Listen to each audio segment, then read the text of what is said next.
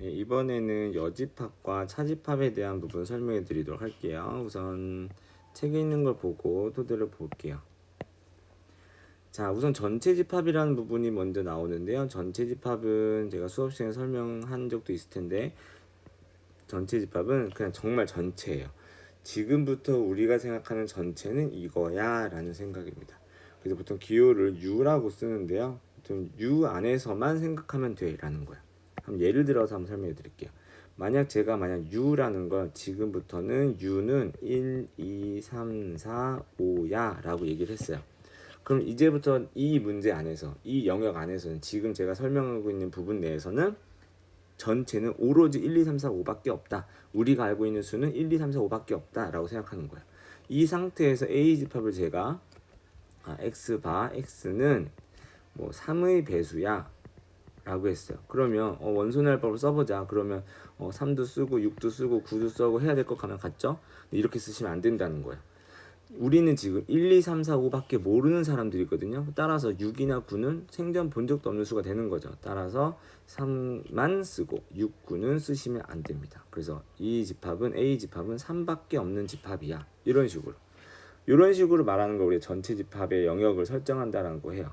전체를 영역 설정하고 나면 A 집합은 확 줄어서 그것이 어떤 설명이 나오든 1, 2, 3, 4, 5 밖을 넘어갈 수는 없다라는 거죠.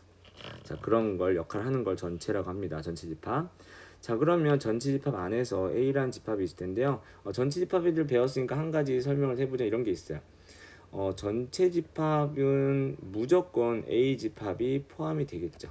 A 집합 무조건 전체에 포함이 됩니다. 같이 기억을 해두세요. 이것도. 자, 이제 여집합을 설명해 보죠. 자, A가 전체 집합 U의 부분 집합일 때 당연히 부분 집합이겠죠. 자, U의 원소 중에서 집합 A에 속하지 않는다. A에 속하지 않는다. A에 속하지 않는다. A에 속하지 않는 모든 원소. 네, 요게 바로 여집합이다. 여집합이라고 하고요. 기호를 쓸 때는 A에다가 이렇게 C를 붙여서 AC라고 되어 있습니다. 요거를 조건제시법으로 쓰면 이렇게 써요. X바 X는 A의 원소가 아니야 라고 쓰시면 됩니다. A의 원소가 아닌 모든 것들을 다 넣는다라는 거죠. 그래서 벤 다이어그램을 설명해보면 전체 영역 안에서 A 집합을 설정하고 그것의 바깥 부분 전체 A의 원소가 아닌 모든 것들을 모아서 A의 여집합이라고 한다라고 합니다. 그래서 사실 집합을 만들 때 어떤 기준이나 명확한 기준, 조건을 제시할 텐데 그 조건에 해당되는 것들을 모은 게 A라면 해당되지 않는 것들을 모은 게 바로 A 여집합이 됩니다. 자, 그럼 A 여집합을 본 김에 여집합에 대한 성질 몇 가지를 여기다가 써보도록 할게요. 자, 여집합에 대한 성질을 우리 지난 시간에 했던 부분에 이어서 볼 텐데요. 자, 여집합에 대한 성질 보도록 하죠. 자, A 여집합 볼게요. A 여집합에 대한 성질 뭐가 있냐면 자, 교집합도 배웠고 우리 합집합도 배웠으니까 연결시켜 볼게요. 자, 전체 집합 좀 이따 설명할게요.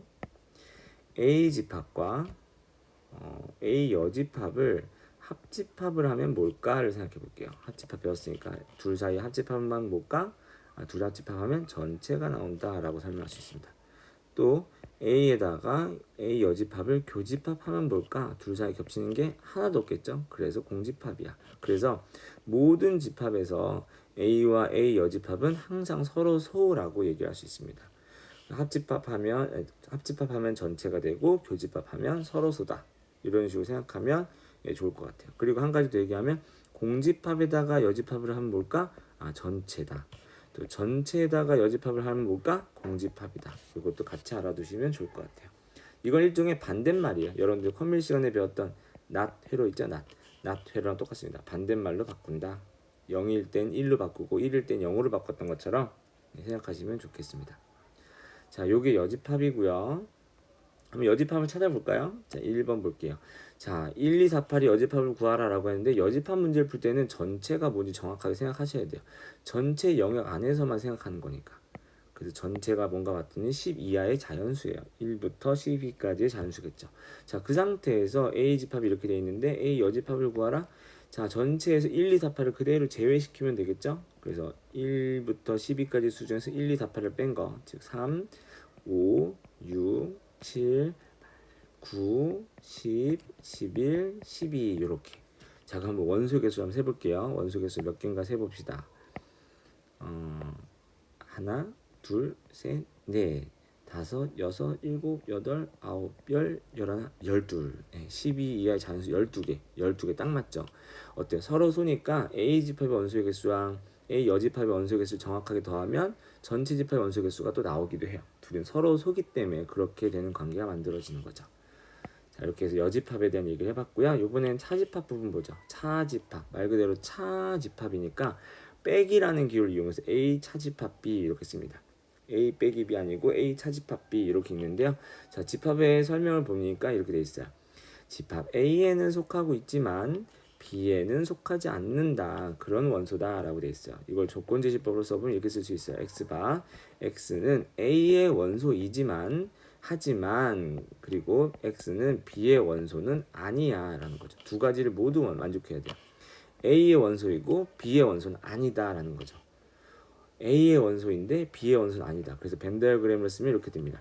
A의 원소들 중에서 B를 제외한 거, 오로지 A에만 속해 있는 원소, 오직 A에만 속해 있는 원소, B에는 없는 원소, 이렇게 생각하시면 돼요. 그냥 빼는 게 아니에요. A에 없으면서 B에 없는 원소들을 모았다라고 생각하시면 돼요. 자, 그럼 요거를요 제가 집합교를 쓰면 이렇게도 쓸 수 있어요. 자, 보세요. A의 원소야 라고 하면 A라고 쓰죠.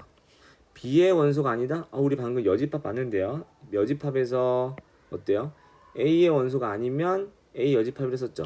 자, 그럼 B의 원소가 아니다 라고 했으니까 여기를 B의 원소가 아니야 이렇게 쓰겠죠. AND는 교집합으로 바꿔 쓸 수 있어요. 교집합. 그래서 우리가 A 차집합 B를 다른 말로 쓰면 A 교집합 B의 여집합, A 교 B 여 이렇게 씁니다. 의미 그대로죠. A 교 B 여.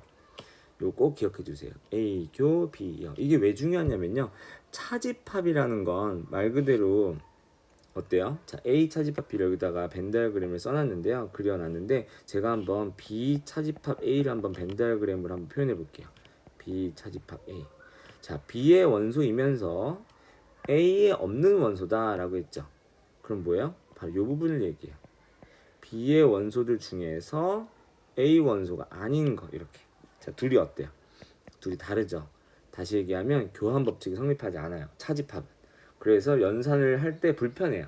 여러분들 나누기라든가 빼기가 끼면 나누기는 곱하기로 바꾸고 빼기는 더하기로 바꿨던 적이 있을 거예요. 그래야 계산하기 편하니까 순서를 내 마음대로 섞을 수 있으니까. 그래서 차집합도요 이렇게 교집합으로 바꿔서 문제를 풀 때가 많습니다. 그래야 교집합은 뭐 결합도 되고 교환도 되고 분배도 할 수 있으니까 얼마든지 연산할 때 편리하게 쓸 수 있겠죠. 그래서 차집합의 기호를 교집합으로 바꾸는 거야. 대신 교집합으로 바꾼 대신 그 뒤에 있는 집합이 여집합이 오게 되죠. 요거. 그래서 A 교 B 여 요거 꼭 기억해 주세요. A 차집합 B는 다른 말로 A 교 B 여 이렇게. 의미 그대로입니다. A의 원소이지만 B의 원소는 아니야. A의 원소이고 B의 원소가 아닌 그런 수들을 모았다. 그런 원소들을 모았다. 이렇게 생각하시면 좋겠습니다. 자, 이제 차집합도 배웠으니까 한번 차집합에 대한 성질도 한번 더 볼게요. 자, 여집합 배울 때 했던 거에서 한번 더 추가해 보면 이런 얘기도 할 수 있어요. 전체 집합에서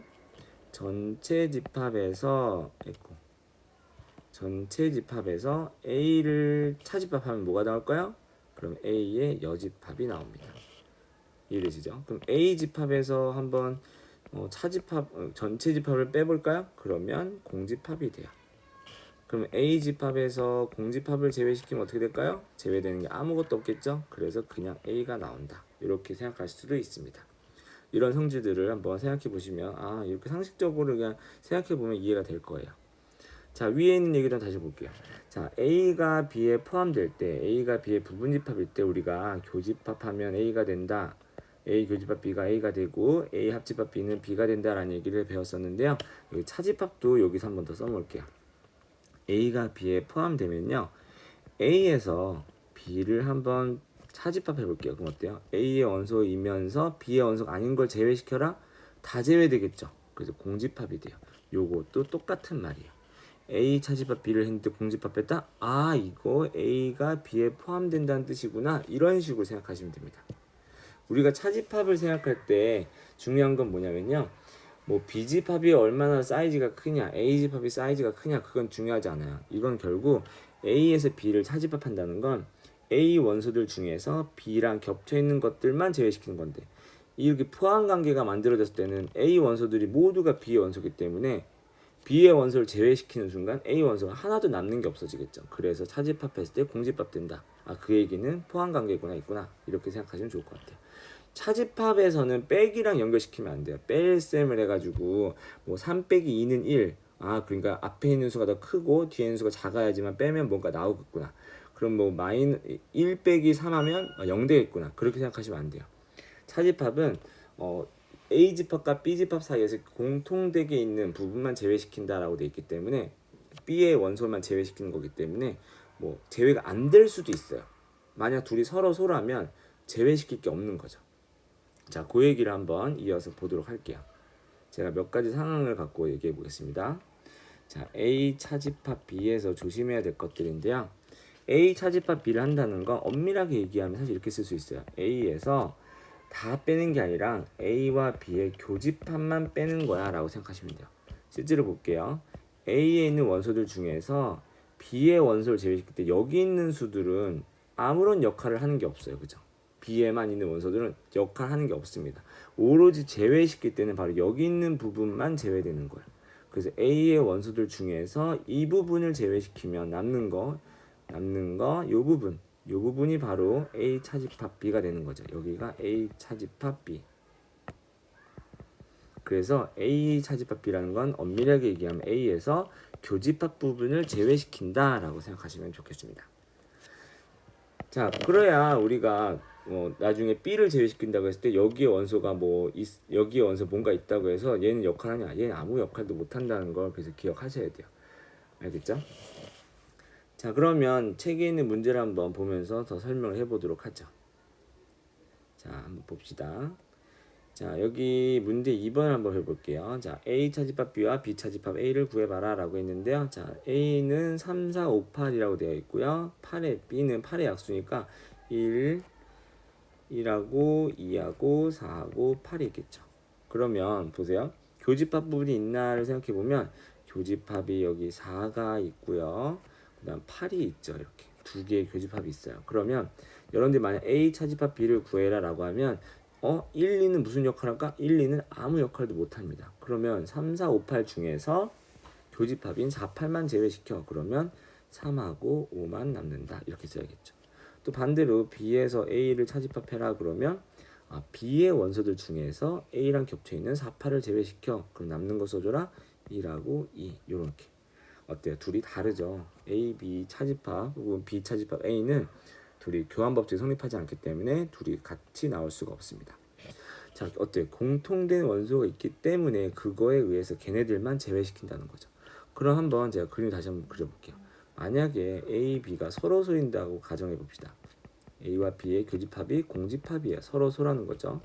그럼 전체 집합 안에서 제가 영역을 표시해 보면 자, A 집합이 이렇게 되고요. B 집합이 이렇게 되는 거예요. 겹치는 부분이 없어요. 그럴 때는 어떡하냐? A에서 B를 차집합해라 그러면 A에서 공통된 부분이 없잖아요. 그러면 그냥 A가 나옵니다. 이렇게. 그럼 B에서 차집합 A를 하면 그러면 그냥 B가 나와요. 이렇게. 요걸 보고도 우리는 둘이 서로 소구나. 요걸 보고 서로 소구나. 이걸 보고도 서로 소구나. 이런 식으로 생각할 수 있다는 얘기예요. 뭐야? 차집합을 했는데 변화가 없어? 둘을 차집합했는데 변화가 없어? B를 분명히 제외시키라고 했는데 변화가 없어? 겹치는 게 없구나. 겹치는 게 없다? 교집합이 공집합이구나. 서로 소구나. B에서 A를 제외시키라고 했는데 B에 있는 것들 중에서 겹치는 걸 제외시키라고 했는데 겹치는 게 없다고? 그냥 B로 나온다고? 둘이 서로 소구나. 이런 식으로 생각할 수 있다는 얘기예요. 그래서 우리 맨 앞에서 얘기했던 합집합과 교집합과 차집합의 연산을 통해서 포함 관계를 볼 수 있듯이 또 차집합의 관계를 통해서 이런 식으로 둘이 교집합이 있는지 없는지를 한번 확인해 볼 수 있다라는 얘기입니다. 이것도 같이 알아두시면 좋겠습니다. 책에 적어두셨으면 좋겠어요. 자, 그럼 책에 있는 다시 가보죠. 이번엔 예제 1번인데요. 아까 제가 설명드렸죠. A 차집합 B를 A 교 B 여로 바꾸는 걸 벤 다이어그램으로 본 거예요. 네, 그대로 보시면 됩니다. A 차집합 B가 있는데 요거를 A와 B 여집합의 공통된 부분으로 찾아도 괜찮다. 이렇게 벤 다이어그램 설명이 되고요. 아니면 조건제시법에 있는 설명 그대로 A에 있는 원소이면서 B에 없는 원소야. A 교 B여 이렇게 하셔야 됩니다.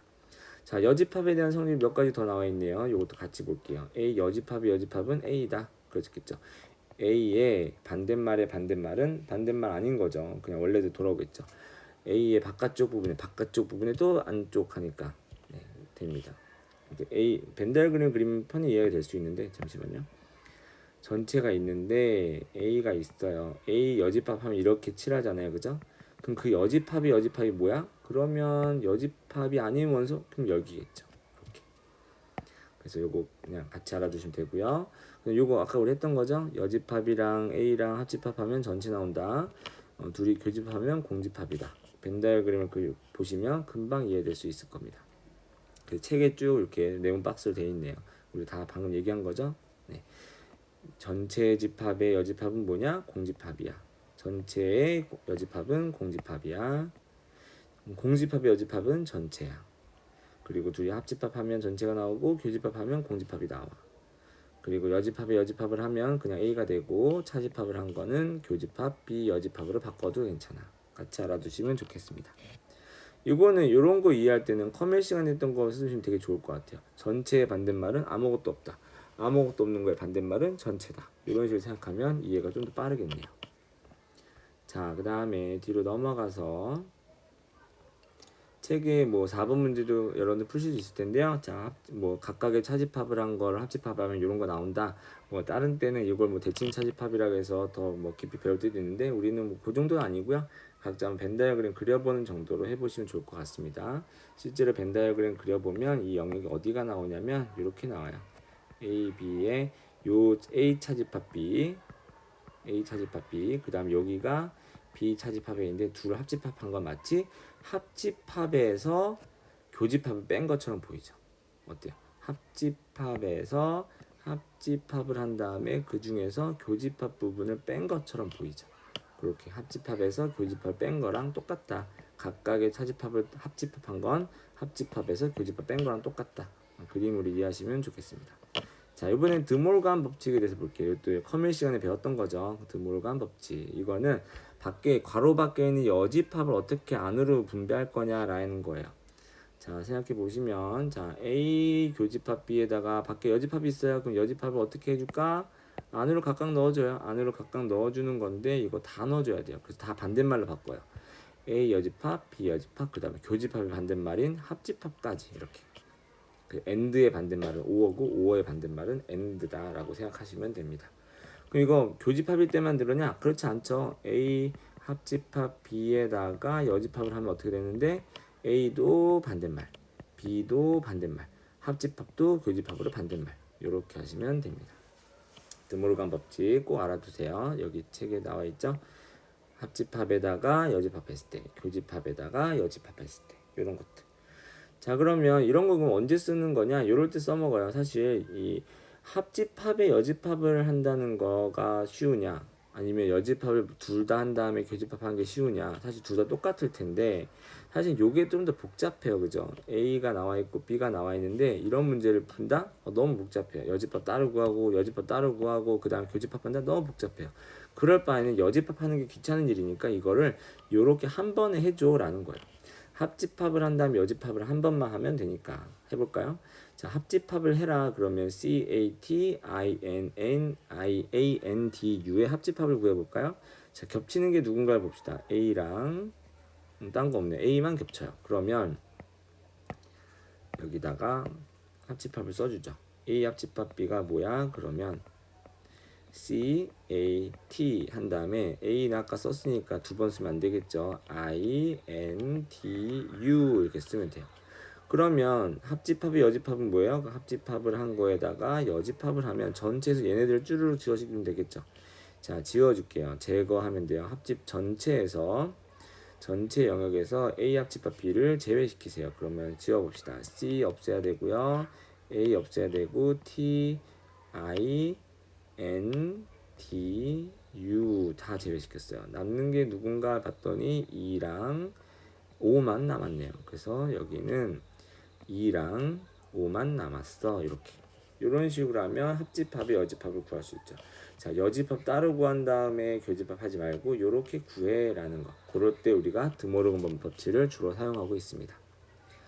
자, 뒤로 가면 끝났네요. 이제 드모르건까지가 우리 시험 범위였어요. 자, 문제를 풀어볼 텐데, 자, 제가 이런 식으로 한번 풀어볼게요. 이런 거예요. 자, 2번 문제를 보면요. A 여집합에다가 B의 여집합을 교집합하라고? 이거 언제 다 해? 이거 그냥 이렇게 하자. 드모르건 법칙을 써서 A 합집합 B를 먼저 구한 다음에 거기다가 여집합을 하자라는 거죠. 자, 그럼 합집합은 어떻게 구하냐? 우리가 했던 거네요. A는 3의 배수집합이고 B는 15의 약수집합이에요. 아까 했던 거 아니네요. 제가 여기 약수를 배수를 읽었어요. 그냥 구해봅시다. 3의 배수 3, 6, 9 계속 가나요? 아니죠. 전체 집합이 24 이하의 자연수라고 했으니까 여기에는 3, 6, 9, 12, 15, 18, 21, 24까지 들어올 거예요. 자, B집합엔 누가 있나 볼까요? B집합에는요 15의 약수니까 여기에는 1, 3, 5, 15 이렇게 있네요. 자, 어때? 합집합을 구해보자. 그러면 1, 3, 5, 15에다가 교집합은 두 번 체크하면 안 되니까 3은 세지 말고요. 그 다음에 15도 세지 맙시다. 자, 그럼 어떻게 돼요? 1, 3, 5, 15, 3, 9, 12, 18, 21, 24 이렇게 되겠죠. 그거를 집합으로 쓰시면 돼요. 1, 3, 5, 15에다가 그 다음에 3이랑 15를 쓰지 말고 6, 9, 12, 18, 21, 24 이런 식으로 하면 되겠죠. 그래서 여집합이 두 개나 보인다? 그러면 나 합쳐서 할래. 이렇게 하시면 됩니다. 자, 원소의 개수에 대한 문제 나왔는데요. 뭐 여집합 같은 경우는 어떻게 될까를 생각해보면 당연히 금방 구할 수 있어요. 어떻게 구하냐. 자, 전체 집합의 원소 개수 50개인데 A 원소 개수 15개다. 여집합은 어떨까요? 어차피 둘 사이가 서로 소기 때문에 이 여집합의 원소 개수랑 A 원소 개수 더하면 반드시 전체가 나와야 돼요. 그래서 여집합의 원소 개수는 그냥 50에서 15를 뺀 35가 나오게 됩니다. 자, A에서 차집합 B를 해봐라 라고 했는데요. 자, A에서 B를 그럼 빼냐? 그럼 이렇게 생각하는 사람이 있어요. A 원소개수에서 B 원소개수 뺄까? 그러면 절대로 안 돼요. 그럼 절대 안 된다는 건 무슨 뜻이냐면 B의 원소개수에는 A랑 겹쳐져 있는 부분도 있지만 그렇지 않은 부분도 있잖아요. 근데 그렇지 않은 부분은 어때요? 아무런 역할을 못해요. 여기 보세요. A, B의 차집합 할 때 이 부분은 아무런 역할을 못하는 애예요. 그죠? 이걸 뺀다고 해서 여기 원소개수, 이 원소개수 다 빼버리면 안 된다는 거죠. 그런 거 조심하셔야 돼요. 그럼 결국 어떻게 해야 되냐? 교집합 부분을 제외시키면 되는 거죠. 그래서 이 부분의 원소 문제 풀 때는 A의 원소 개수 15개를 쓰고 뺄 때 교집합의 원소 개수만 빼시면 돼요. 이렇게. 그러면 8이 나오게 되죠. 이런 식으로 이런 문제 풀 때 조심하셔야 됩니다. 사집합의 원소 개수 뺄 때 절대로 A에서 B의 원소 개수 빼시면 안 돼요. 네.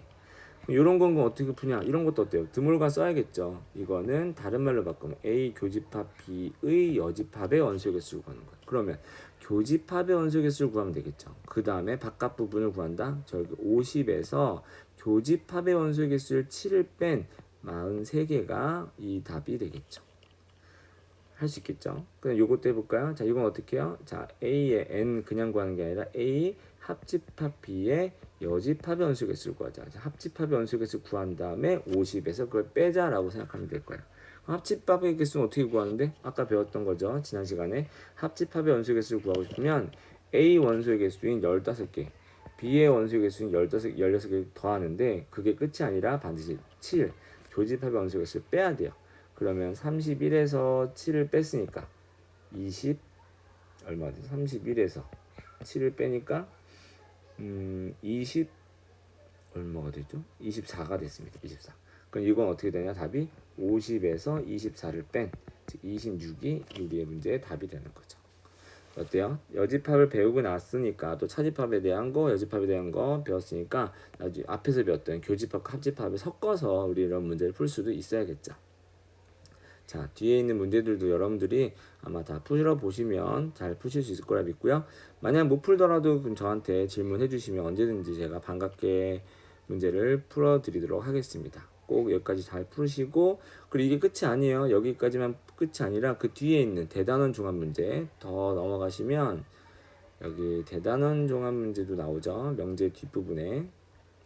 뒤로 넘어가서 여기 대단한 종합 문제에도 집합 문제가 있어요. 여기 집합 문제 이런 거 있죠. 네. 명제만 있는 게 아니라 이게 다 집합입니다. 이런 것들. 그래서 그런 부분도 다 찾아서 문제 보시면 알 거예요. 명제는 이런 거 풀지 말고, 그죠? 이런 거 풀지 말고, 또 이런 거 풀지 말고, 이런 것들 다 풀어보시면 되겠습니다. 아예 보는 김에 체크해 드릴까요? 요것도 집합 문제, 요것도 집합, 요것도 집합, 요건 명제, 명제, 그 다음에 명제, 그리고요 여기 집합, 요것도 집합, 요거는 집 명제, 요것도 명제, 이런 식으로 하시면 되겠네요. 여기까지 다 풀어주시기 바랍니다. 대단한 종합 문제도 잊지 마세요. 네, 여기까지 시험 범위니까요. 시험도 잘 보시기 바랍니다.